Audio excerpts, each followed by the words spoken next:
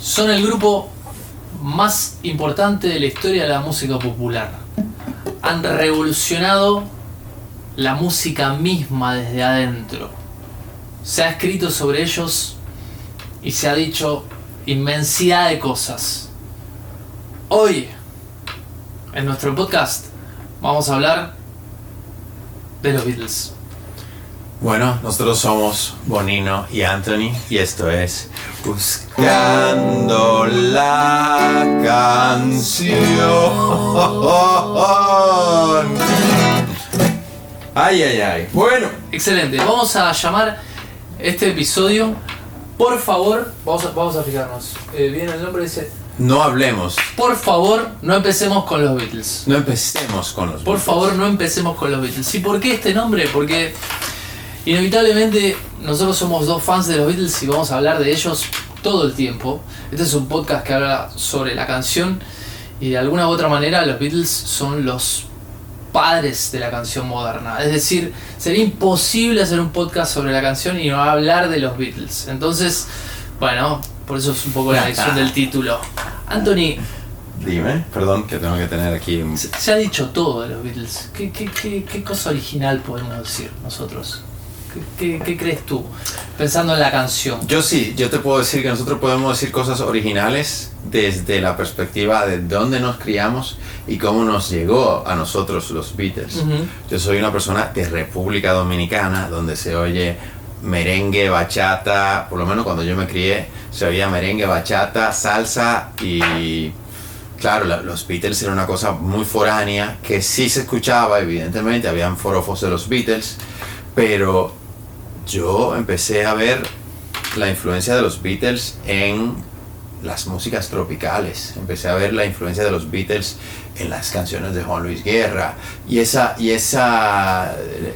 nexo que hay entre Help o Ojalá que llueva café en el campo de Juan Luis Guerra. Es peculiar, eso es un tema que no creo que todo el mundo lo ha mencionado, no es que no se haya mencionado ni no se haya hablado, porque es claramente evidente que Juan Luis Guerra sí ha sido un gran amante de los Beatles, pero ya esa experiencia de haber vivido la influencia de los Beatles en un contexto tropical ya da algo diferente. Un resultado diferente. Exactamente. ¿Y a ti te pasará en lo tuyo? Cuéntanos, sí, claro. por favor. Yo como argentino, nuestros superhéroes argentinos, el rock nacional argentino, sí. Del rock argentino, Spinetta, Charly García, Lito Nevia, Fito Páez, Andrés Calamaro, bueno, ya Cerati, ya son un poco más jóvenes, pero la generación que tomó ahí de primera mano, vamos a decir así, a los Beatles. Bueno, su música tiene muchísimo, ¿no? Y bueno, ídolo de la adolescencia, Charly García, y de la adultez, por supuesto. Claro. Es un ídolo de la adultez. En la música de Charly es un super fan de los Beatles. Siempre me sentí un poco identificado también porque Charly estudió en un conservatorio de música clásica al piano, sí. Y cuando escuchó los Beatles dijo que su cabeza explotó porque era música clásica de Marte. Bueno, su familia, que Charly perteneció a una familia aristocrática argentina. Sí, ¿no? Eso lo sé, eso me enteré. De la clase alta argentina, y su familia esperaba tener otra, Marta Argerich, un concertista de piano, y él estaba tan consustanciado con esa música, que no tenía piano mayoritariamente, que decidió dejar de tocar el piano y empezar a tocar la guitarra. Wow. Durante muchos años dejó de tocar el piano. Wow. Luego contó que cuando escuchó a Elton John, se dio cuenta que había alguien que había tenido su mismo recorrido y que podía hacer rock, o que podía hacer esa música con el piano. Entonces ahí se le abrió como un mundo totalmente distinto. Pero vamos a decir así, nuestra generación ya agarró de segunda mano los Beatles, ¿no? No en tiempo real. O de tercera, exactamente. Sí, porque nosotros somos una generación que ya los 60, que es la época de los Beatles, del 63 al 69 aproximadamente, luego los 70, que es una época muy, muy cercana, donde tú oyes grupos como América, que son producidos por George Martin, que suenan a los Beatles, o Electric Light Orchestra, que John Lennon y Paul McCartney decían, estos son nuestros hijos. De hecho, al final, George Harrison acabó siendo producido por Jeff Lynne por el álbum de I've Got My Mind Set on You, Cloud 9, sí. Y luego él también produjo todo lo de los Traveling Wilburys. Claro. Y Jeff Lynne, o Lynne, no sé cómo se dice, sonaba muy a los Beatles, sonaba muy a esa parte, especialmente cuando él empezó el primer disco que cogieron los chelos, que Electric Light Orchestra era una banda que estaba liderada por Jeff y por otra persona que tenía una barba blanca, cuyo nombre parece un mago él. Exactamente, ese primer disco que es muy experimental, eso es como si fuese la versión más oscura de no sé, de los temas más locos de Magical Mystery Tour. Claro, rock psicodélico. Rock psicodélico, exactamente. Es esa etapa. Y yendo puntualmente a la canción en sí, ¿qué crees tú que los Beatles le han aportado a la canción? ¿Cuál es su innovación? ¿Cómo era la canción antes de los Beatles y después de los Beatles? ¿Por qué es tan importante hablar de los Beatles cuando hablamos de la canción? Estamos en un podcast que habla de la canción. Vale, yo me iría más allá de la canción. Yo me iría... porque esto que voy a decir se aplica a la canción, pero también se aplica a sus personalidades, se aplica a... Yo siento que la banda Los Beatles es una banda exploradora, completamente. Es una banda que comenzó haciendo rock tradicional, comenzó haciendo... no estoy mirando la cámara porque estoy pensando aquí, pero debería de mirarlos a ustedes, en fin. Se me va la pinza, pero los quiero igual. Es una banda que comienza haciendo rock and roll, empieza haciendo estas canciones que ya la forma en que ellos la hacían... ya le estaban dando un toque diferente a como el resto de la gente estaban haciendo sus canciones. Si tú te das cuenta, por un lado, en la producción, las producciones de los Beatles son muy superiores a las producciones de las demás bandas de esa época. Si escuchamos los primeros discos de los Rolling Stones, se oyen desafinados. Si escuchamos los primeros discos de los Beatles, se oyen muchísimo más afinados. Y los arreglos vocales, los arreglos corales, los arreglos incluso instrumentales son más acertados. Saben rellenar mejor el espectro sonoro. O sea que desde esa perspectiva, ya no estamos hablando de la perspectiva de la canción per se, sino estamos hablando de la perspectiva de la producción. Increíble. Luego, los Beatles... es una banda que comenzaron aparentemente encorsetados en una cierta personalidad, tanto de la perspectiva musical como de la perspectiva estética. Absolutamente. La melenita, las botas, correcto. El traje Beatles. Y todo eso va ligado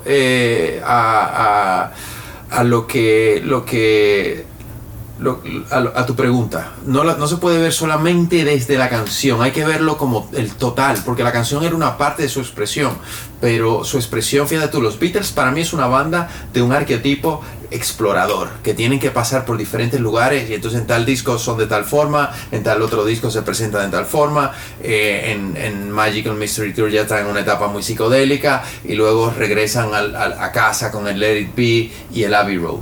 ¿Qué pasa con cada miembro de los Beatles? Ya cada miembro de los Beatles tiene su propio arquetipo que lo va desarrollando y profundizando a lo largo de que le van pasando los años, por la sencilla razón de que ellos van cogiendo más confianza sobre quiénes son ellos como individuos, porque son unos muchachos que tenían un talento sobrenatural, porque tenían un gran talento. Ya sé que por ahí hay gente que los critica y piensa, y tendrán sus razones, y es válido también estar en contra de lo que uno dice, pero yo digo que ellos tenían un talento sobrenatural, y ese talento sobrenatural lo empiezan a desarrollar desde muy jóvenes. Y entonces, claro, en ese proceso ellos tuvieron que romper muchas barreras de desarrollo personal, donde ellos se sienten atrapados e encorsetados por la propia industria o el sector que les rodeaba, y ellos se tratan de imponerse. De hecho, desde el primer disco ellos están intentando imponerse como compositores porque tú, muy bien hablamos el otro día, tú me decías que en aquella época efectivamente la mayoría de los músicos que salían en la gama del pop no componían sus canciones. No, y vamos a decir así, digamos, en la industria del pop los Beatles son la excepción, no la regla. Normalmente en la industria del pop está separado el compositor del intérprete, del productor. Igual que en la música clásica. Igual que en la música clásica, exactamente. Algo que los Beatles vienen un poco a romper con eso, ¿no? Ahí en el Anthology McCartney dice: nosotros fuimos los locos que tomaron el auspicio. Oh. Sigue hablando que se me olvidó apagar el aire acondicionado. Ahí va. Y esto igual nadie se entera porque está lloviendo. Digamos que eran los primeros músicos que ahí en Abbey Road subían la escalerita al control y iban a ver qué sonaba, qué pasaba, y si en lugar de hacer esto hacemos esto otro, y si apretamos este botón, y si probamos ese compresor, y si... Claro. Fueron muy, bueno, revolucionarios en todos los sentidos, sí. ¿no? Yo siempre he conocido gente, no mucha, pero he conocido gente que no le gustan los Beatles, claro, ¿no? Y me hizo reflexionar también sobre eso, de pensar que, bueno, para mí son la banda más grande de la historia, pero me parece que algo que objetivamente está fuera de discusión es que quizás no sea la mejor banda de la historia, porque habrá otros que hay una cuestión de gustos también. Sí, también. Pero sin duda es la banda más importante de la historia, porque, ¿no?, fueron los primeros en romper y abrir un camino que no estaba establecido. Sí, absolutamente. Es más, Charly García siempre dice: los Beatles inventaron a los Rolling Stones. Cuando está esa disyuntiva. A mí los Rolling Stones me encantan, que aclarar también eso, ¿no? Porque a veces... No aclares, que oscureces. Si eres de uno, no eres del otro, ¿no? A mí los Rolling Stones me encantan, disfruto un montón, pero como cadena de la evolución, vamos a decir así, sí, los Beatles llegaron antes. Sí. Y de hecho, bueno, I Wanna Be Your Man, que es el primer hit de los Rolling Stones, fue compuesto por los Beatles, y luego los Beatles lo grabaron. Creo que lo cantó Ringo. I wanna be your lover, baby. Sí, siempre que Ringo cantaba así. Gran canción. Me gustaría destacar de esta primera época, de estas primeras canciones. Hay una canción que se llama I Saw Her Standing There, donde, bueno, la canción comienza con una progresión armónica de los acordes típicos del rock and roll, ¿no? Que era ese blues acelerado, digamos así, pero armónicamente de primero, cuarto, primero, quinto, cuarto, primero, ¿no? Y hay en el estribillo de la canción, que es cuando va a terminar esa vuelta, ahí aparecen dos acordes nuevos, ¿no? Aparecen acordes nuevos, que en la música clásica, vamos a hacerlo difícil, diríamos, no, es el sexto y el séptimo de la submenor, o son acordes que pertenecen a otra escala, no importa esto, ¿no? Muchos años después le preguntaron a McCartney cómo se le había ocurrido esto, y él dijo que esa armonía la había sacado de una canción de Buddy Holly, ¿no? Que se lo considera el primer punk, Buddy Holly, ¿no? Pero lo interesante aquí es que es ese chispazo creativo en donde hay algo que ya todos conocemos, ¿no? Sí. Y luego yo puedo ahí con una muy pequeña pincelada darle una pequeña vuelta de rosca a la cosa, ¿no? Okay. Eso es una enseñanza también interesante para pensar a la hora del compositor. No tengo que crear un universo total de armonías aparentemente inconexas y que sea una cosa extraordinariamente novedosa. Quizás es tan novedosa que no se entiende absolutamente nada, ¿no? El concepto de los Beatles creo que es un concepto muy pop, también se ve en esa canción. Es algo que es casi todo lo que ya conocemos, ¿no? Y una canción en la que habla de una chica que le gusta y que él pensaba que era de una manera, y cuando se acerca, I saw her standing there. Pero cuando está por terminar el estribillo pasa algo, y está también pasa algo armónicamente, y está la potencia de esas voces, y está, ¿no? Hay una conexión de dos cosas que a priori parecerían que no tienen relación. Es una pequeña vuelta de tuerca que hace algo, logra algo sumamente original. Okay. Entonces eso es también algo interesante de ver. No hay que inventar la pólvora quizás para hacer una buena canción. Es esa vuelta de rosca. Sí, es una vuelta de rosca. Yo pienso que eso es una verdad, y a veces incluso tú sabes que está la teoría de que la música evoluciona no porque los músicos la hacen evolucionar, sino porque la tecnología avanza a un sitio donde uno puede introducir nuevos sonidos en la música. O sea, cuando pasamos del barroco al clasicismo, ya los pianos empiezan a sonar diferente, ya es todas esas sonoridades que... Hay otras posibilidades. Exactamente, hay otras posibilidades y eso inspira de manera diferente a los creadores. Entonces, en el fondo, a lo mejor si tú llevas todo al mismo sonido, siempre hay diferencias, pero realmente a veces es el medio lo que inspira al compositor a esa nueva evolución. Y esto lo digo en relación a lo que tú has estado diciendo. O sea, en realidad no hay que inventarse la gran... se apaga una luz. No hay que inventarse la pólvora, sino que hay que simple y sencillamente dar un pequeño giro, una pequeña vuelta de tuerca a la canción para aportar algo nuevo. Lo mismo pasó con Titanium de Sia y David Guetta, que tú la oyes y es una canción que... Pero realmente solamente ya cuando esa canción salió, ya el sonido de los sintetizadores era diferente y eso nos llevó a otro lugar. Absolutamente. Es un poco también la historia de la invención de prácticamente todo. Es como, ¿quién inventó el automóvil? No sé si hay una persona que inventó el automóvil. Ha habido pequeños avances, pequeños cambios que han logrado que, bueno, ahora el automóvil... Sí, esto funcionaba, pero podía recorrer 1 kilómetro. Claro. ¿No? Bueno, ahora alguien logró resolver ese problema con un pequeño cambio y logró una autonomía de 10. Sí. Entonces, bueno, eso es interesante. Yo estuve anotando aquí que... Soy yo sin luz, pero bueno, vamos a seguir adelante sin esta luz. Ayer compartíamos un poco ahí por WhatsApp algunas cosas interesantes para decir, pensando también que estamos en un podcast educativo y que, bueno, qué aprendizaje, qué cosas nos pueden haber dejado los Beatles en su carrera y qué nos pueden haber aportado como compositores de canciones, como músicos, ¿no? Y aquí anoté algunas pequeñas cosas. Por ejemplo, anoté cosas que hicieron antes de ser famosos, conocidos, los superestrellas que ya conocimos. Hacer con lo que se tiene a mano. Ok. Anoté, ¿no? Está muchas veces visto que si no grabamos en un super estudio, si no tenemos la mejor guitarra, el mejor piano, el mejor micrófono, si no está perfectamente acustizada nuestra sala y no sé qué, un montón de otras excusas que nos ponemos todos los días. Sí, para no avanzar. Sí. Para no avanzar. Bueno, hay un montón de grabaciones un poco piratas de los Beatles grabados en iglesias, en Alemania. Sí, que aparecen en los anthologies, todo eso. Exactamente. Donde ya se ve el germen de muchas canciones que luego van a venir. Estamos hablando de chicos adolescentes. Sí, de 16 años, ¿no? George Harrison, 18 años, 20 años, John Lennon, una cosa así. Exactamente, muy jovencitos. Entonces, bueno...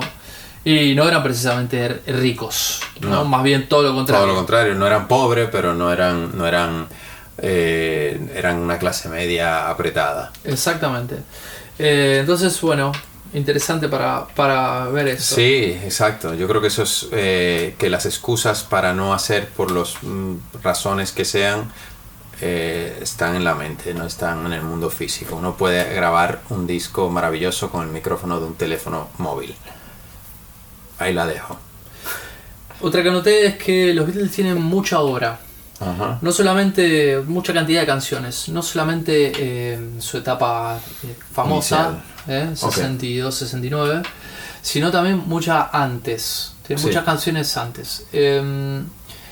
George Martin, el productor de los Beatles, tiene un libro que se llama All You Need Is Years, donde cuenta un poco su biografía. Por supuesto, el capítulo de los Beatles es es el más jugoso, el más interesante.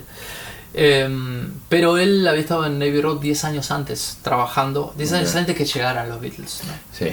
Entonces él cuenta que cuando llegan, bueno, los escucha, está todas estas famosas historias sobre que ellos, George Martin era la última posibilidad que ellos tenían de poder firmar con un sello. Y él empieza a pedirle material de ellos, cosas que tenían. Él dice que no se vio muy impresionado por las canciones que tenían ellos. Y les sugirió, bueno, vamos a grabar algunos covers. Puntualmente el primer disco de los Beatles se grababan básicamente el repertorio que ellos hacían en The Cover, ¿no? Exacto, tiene muchos covers. Son covers, sí. Ahí pero tienen muchos hits ya. Sí. Please Me, está ahí. Sí. cuando empiezan a grabar un poco sus canciones, bueno, él dice, lo dice en el disco que él esto un poco lo sabía, pero no lo sabía con certeza, pero cuenta de musicólogos que analizan que habían compuesto más o menos 100 canciones juntos. Wow. Lennon y McCartney. Antes de Love Me Do. O sea, Love Me Do sería la número 101, vamos a decir así, ¿no? Dos chicos de 21, 22, 23 años. 22, 23 años. Sí, no creo que tuviese más de esa edad, 63. Sí, 23 años John Lennon, que nació en el 40, correcto. Esta es una pregunta que siempre se la hago a mis alumnos cuando me hablan de que no, bueno, pero a mí no me sale, quizás no soy tan bueno. Y me la hago también a mí mismo, ¿no? Okay. Le pregunto, ¿tú ya has compuesto 100 canciones? ¿Ya tienes tus 100 canciones? Es verdad. Malas, buenas. Sí, claro, es que no siempre uno va a hacer unas canciones buenas. Yendo al tema, ni todas las canciones de los Beatles son absolutamente buenas o me llegan a mí de la misma forma. También hay canciones que no son conocidas, que no son queridas por todo el mundo, que a mí me parecen excepcionales. O sea, de hecho, Joaquín Sabina tiene una canción que se llama La balada de Tolito, que yo no conozco mucha gente que la conozcan y que son grandes amantes de Joaquín Sabina. Es una de esas canciones subterráneas de él que a mí me parece increíble, pero es casi que no parece una canción de Joaquín Sabina y no estaría dentro del top 10 ni el top 100 de sus canciones, pero siempre hay joyas por debajo del mar. Sí, claro. que nadie llega a ver o casi nadie llega a ver. Pensar un poco esto de la práctica es el maestro, ¿no? La práctica es el maestro. Y no todo lo que funciona es necesariamente malo. No, para nada. Músico argentino David Lebón, que luego fue una de las estrellas del rock argentino con Serú Girán. Okay. Él vivió un tiempo con Spinetta. Okay. Y contaba, él decía como elogiándolo a Spinetta, decía: yo me iba al centro a comprarme ropa, a dar una vuelta, a salir con una chica, y cuando volvía Luis ya había hecho 2 canciones ese día. Como... Claro. ¿No? Es como, bueno, si Messi no se hubiese dedicado correcto 10 horas por día al fútbol desde que tiene 8 años, sumaba el talento enorme que tiene, sí, hubiese sido lo que es. Bueno, esto es trabajo. Esto es trabajo, esto es repetición. Bien, otra cosa que anoté es no frustrarse ante el rechazo. ¿Tuvieron rechazo los Beatles? Bastante. Y momento para abandonar el barco. Y también, aparte de están los rechazos que tú vas a tener del público y demás, y también están en tu entorno pueden haber gente que te quieran tumbar mentalmente porque desean conseguir lo mismo que tú, y se genera una especie de competencia innecesaria con la música. Hay espacio para todo el mundo en cierta forma, en el sentido de que no... La competencia realmente es con uno, porque, o sea, el hecho de que funcione una música o no funcione y resuene con un gran público, eso no está en manos de nadie, son situaciones que se dan. Pero pelearse por un espacio creo que es una perdedera de tiempo, porque el pleito el que gane el pleito en realidad no termina ganando el espacio. A lo mejor uno consigue tumbar moralmente a otro, pero eso no garantiza que el espacio del éxito no depende de esto no es como ir a unas olimpiadas y echarse una guerra entre 2 luchadores a ver quién gana uno al otro, porque la música no es una lucha, la música es una expresión honesta, y cada canción encontrará su espacio. A lo mejor hay canciones que han sido muy útiles para una sola persona en el mundo, y hay canciones que han sido poco útiles para infinitas cantidades de personas en el mundo. Entonces creo que todas esas preocupaciones no aportan en el plato de la comida. Sí, yo pensaba también que la banda más importante de la historia también fue rechazada muchas veces. Correcto. ¿No? Todo lo que parece relucir y ser oro en un momento no fue así. Y hay una famosa carta de un colega de George Martin donde le dice que le agradece al manager de los Beatles por acercarle el material, por escucharlos, pero que creían que el rock de guitarras que ellos hacían no iba a tener mucho futuro, y que bueno, que la música iba por otro lado, que bueno, básicamente Sí, que no. Fueron rechazados, le dijeron no nos interesa, no nos interesa. Bueno, con mucha grandeza George Martin dice que él entiende a su colega, lo que dijo, ¿no? Él comprende por qué su colega dijo eso, porque había algunas cuestiones objetivas por las cuales los habrían rechazado, y él dice, yo vi algo más. Claro, ¿no? Claro, es que también es eso. Fue una intuición. Exactamente, él no vio el resultado, él vio que había un potencial de resultado. Exactamente. Y eso suele ser una suerte que tuvo George Martin como productor. Anoté aquí... ¿Cómo andamos de tiempo? De tiempo andamos bien, pero ya tiramos las últimas. Luego de los Beatles ya superestrellas de la música, hay un problema que suele haber con los que escribimos canciones, y es tenerle miedo a perder el estilo, ¿no? Porque esa canción no es mi estilo, ¿no? A todos nos ha pasado un poco, ¿no? Sí. Hice una canción que es buena, pero no es muy mi estilo, ¿no? Uh-huh. Entonces no sirve. Bueno, ¿qué estilo tenían los Beatles? ¿Cuál es el estilo de los Beatles? No, es que esa es una pregunta. Yo siempre al respecto de eso, antes yo pensaba, sí, tengo que buscar mi voz, ¿verdad? Eso es una cosa que cuando uno está empezando muy joven, quiere buscar su voz. Pero, ¿qué pasa? Llega un punto que de lo único que uno no debe de pensar es en el estilo ni en su voz. Uno lo único que debe de pensar es ¿cómo puedo yo hacer una canción que a mí me llene, me haga feliz?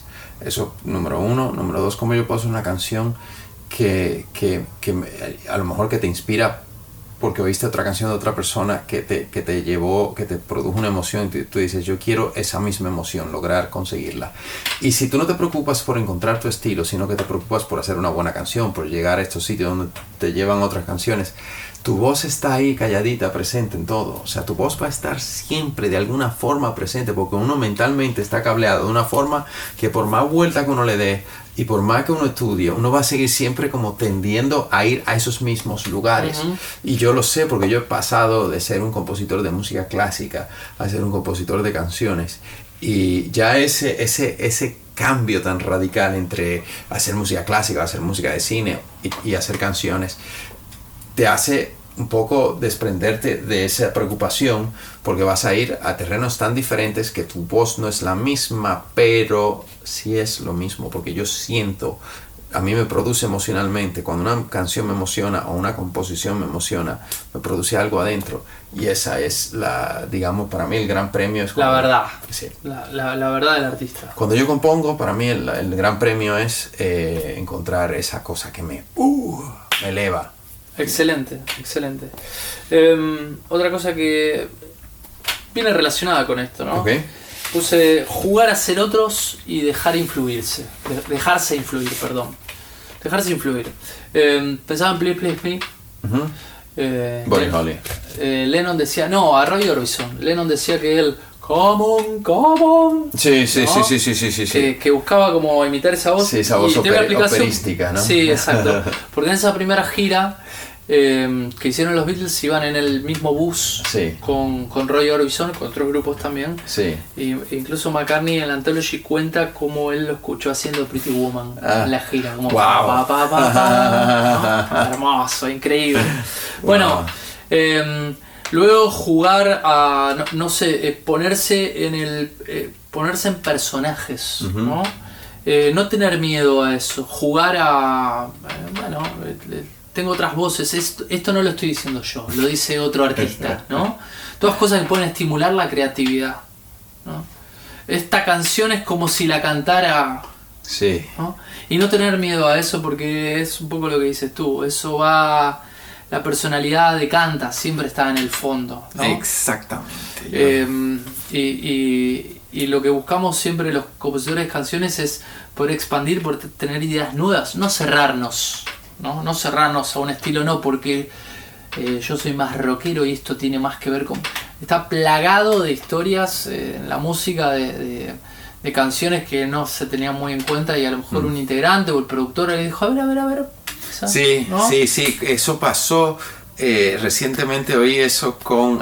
¿qué banda era? Que su mayor hit fue justamente una canción... Sí, yo lo escuché con los Under the Bridge, con los Red Hot Chili Peppers. Sí. Yo creo que fue esa también, sí. Y Rick Rubin, que lo escuchó y al cantante le daba como un poco hasta de ¿vergüenza? Sí, exactamente, como un poco de pudor, porque no era una canción de los Red Hot Chili Peppers, no sonaba los Red Hot Chili Peppers.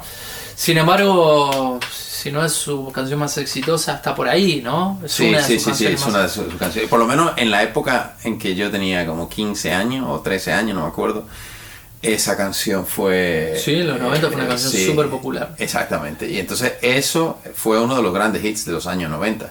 Sí, claro. Conclusión. Enorme. Bien. Y bueno, creo que ahí vimos un poco todo. Anoté algunas otras cosas, colaboración con otros, puse no creerse el éxito, algo que les no creerse el éxito. No creerse el éxito. Crearse. No creerse, no creer que tú eres ese éxito. Algo interesante que le ha pasado a los Beatles fue que, más allá de que ese éxito les dio una cierta confianza, siguieron de la misma manera, ¿no? Siguieron un poco siendo esos chicos y jugando con la música y como comprometidos con eso. Bueno, sí. Llegó un punto de que eso quizás fue demasiado y se lo llevó puesto como grupo. Pero los grupos no duran toda la vida tampoco. Los grupos no duran toda la vida. Yo creo que los Rolling Stones siguen juntos, pero su último gran hit fue hace mucho, ¿no? A ver, no es que estén malos los nuevos discos. No está mal. O pueden no durar, vamos a decirlo así. Quizás pueda durar, pero quizás puede no durar y no está mal, ¿no?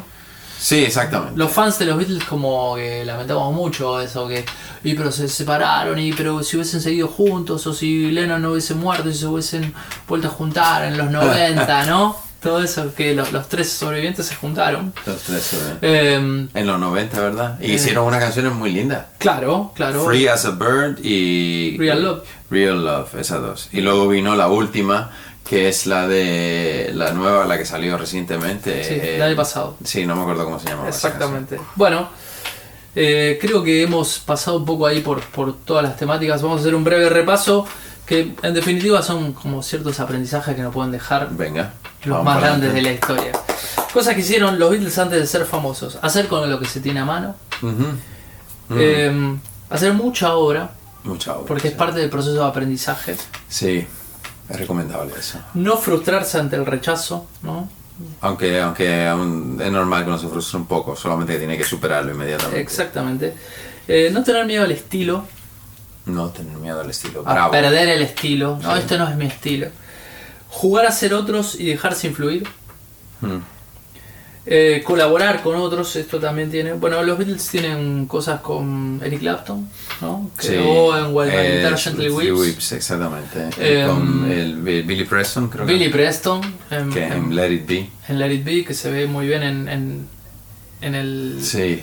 La película que salió hace poco. Bueno, y los no mencionados músicos clásicos que entraban en las sesiones. Exactamente.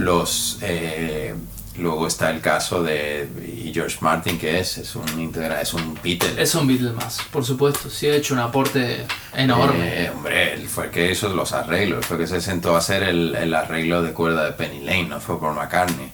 Y ese arreglo de cuerda es lo que le da una identidad a esa canción. Sí, claro. O sea, la trompeta, piccolo. Sí, no, me refería a Eleanor Rigby, pero con las cuerdas, perdón. Pero Penny Lane, sí, exactamente. Colaborar con otros, jugar también a ser otros, sí, ¿no? Sí, jugar a ser Roy Orbison o a ser Chuck Berry o a ser Beethoven cuando hizo el Because. Él copió los acordes de la Claro de Luna, ¿no? Y hizo Because the world is round. O sea que... Bueno, póngansela en casa. Y por último, no creerse el éxito, anotamos, ¿no? No creerse el éxito. Eso es difícil, siempre va a ser difícil cuando te viene el pepinazo. No creértelo, sino que no te afecte. Porque te tiene que afectar. Puedes que no te lo creas, pero a veces te afecta. Sí. Pero entender que son circunstancias. Así como no creerte el fracaso, tampoco. ¿No? Eso es verdad. Es como una forma de nivelarte. Y no eres el éxito o el fracaso. No es eres una el éxito. No, ni tienes por qué irte bien para ser un músico. O sea, mira Van Gogh, que murió en pobreza, más o menos. Y luego, fíjate tú lo caro que se venden esos cuadros. Y tampoco, y seguramente por ahí hay unos maestros del arte y de la música que nunca vamos a conocer, que están olvidadísimos. Sus trabajos. Bach de milagro queda olvidado en la historia. Ujú. Entonces, da igual, yo creo que el arte uno la tiene que hacer para uno. Obviamente todos queremos que nos vaya bien, hay que intentarlo, pero que no sea esa la única prioridad y preocupación. Eso es lo que quiero decir. Yo creo que hay que preocuparse porque te vaya bien y creo que es importante tratar de lograr conseguirlo y si tienes una oportunidad de hacerlo, porque en el momento en que tu música choca contra muchas orejas, tú adquieres una nueva visión y percepción de por qué y cómo hacer música. Eso es una gran lección y eso es importante conseguirlo. Pero no siempre se consigue. Y a veces se consigue con una canción y no con todas las otras canciones, y eso hay que también aceptarlo, entenderlo y tirar para adelante, porque el mundo, como tú bien dices, uno no es solamente músico, uno es persona primero. Así es. Y esa es la gran lección. Entonces, por favor, No hablemos por los empecemos con los Beatles. Beatles. Este ha sido el segundo episodio, vendrán muchos más. Exactamente. Somos Y es Bonino y Anthony. Y esto es Buscando la canción. Vamos mejorando. Yo creo que en el cuarto o quinto episodio quedaremos más afinados. Sale mejor, sí. Buscando. Mira, era aquí. Buscando la canción. Tengo que aprenderme esa melodía. Sí, Poco a poco. Nos vemos. Adiós.